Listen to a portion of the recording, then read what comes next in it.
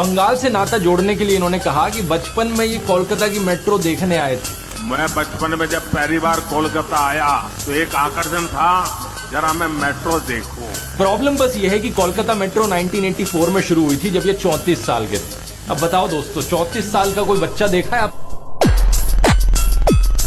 नरेंद्र मोदी अक्सर कहते हैं कि उन्होंने भिक्षा मांगकर गुजारा किया।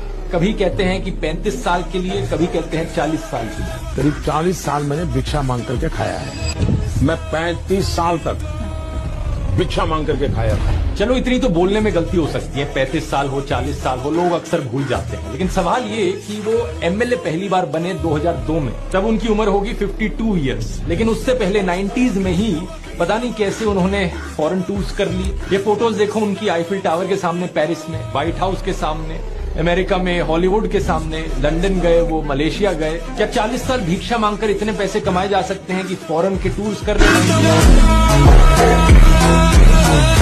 सोचकर देखो, जो अंबानी अडानी जैसे बिलियनियर्स हैं, उनके पास इतना पैसा है कि वो पूरे शहर को नहीं तो कम से कम एक शहर के बहुत बड़े हिस्से को पूरी तरीके से साफ सुथरा बना सकते हैं। लेकिन वो उस पर पैसा खर्च नहीं करेंगे, वो बनाएंगे इस गंदगी के बीच में अपना एक बड़ा ऊंचा सा महल। अपने महल के अंदर सारी लग्जरी चीजें डाल लेंगे, लेकिन उन्हें इससे कोई दिक्कत नहीं होगी कि बाहर खिड़की से जो दिख रहा है गंदगी और कूड़ा सब चलता है।